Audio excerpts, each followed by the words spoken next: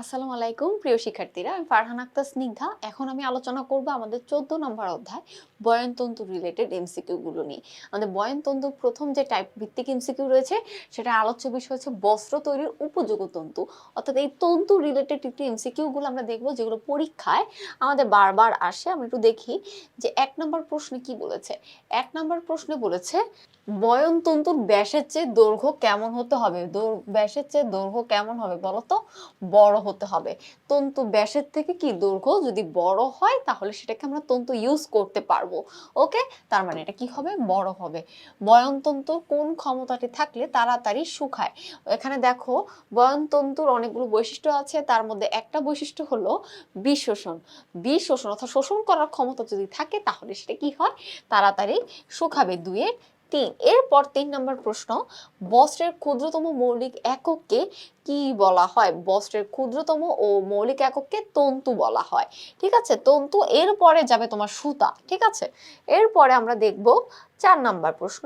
4 number প্রশ্ন বলেছে তন্তুর প্রকৃতি সম্বন্ধে ধারণা নিতে হলে দেখতে হবে দৈর্ঘ্য, স্থায়িত্ব, উজ্জ্বলতা। অবশ্যই প্রকৃতি সম্বন্ধে তোমাকে জানতে হবে কোন তন্তু দৈর্ঘ্য কেমন, স্থায়িত্ব, উজ্জ্বলতা। তাহলে উত্তর কি হবে? 1, 2 ও 3। ওকে,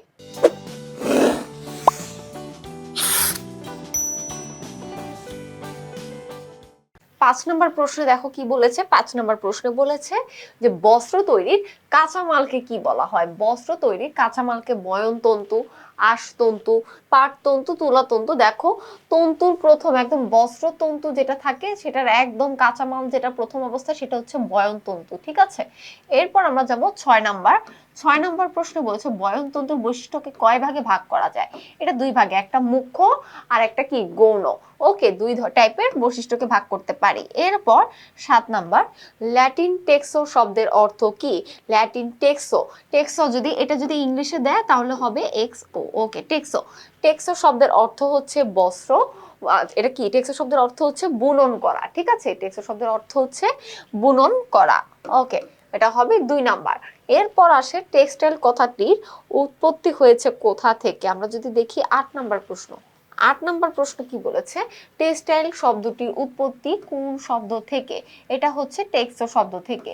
টেক্সো, ওকে, ইংলিশে টেক্সো শব্দ থেকে উৎপত্তি। 9 নাম্বার, টেক্সটাইল শব্দটির উৎপত্তি কোন ভাষা থেকে? এটা মূলত ল্যাটিন শব্দ থেকে কিন্তু এর উৎপত্তি হয়েছে।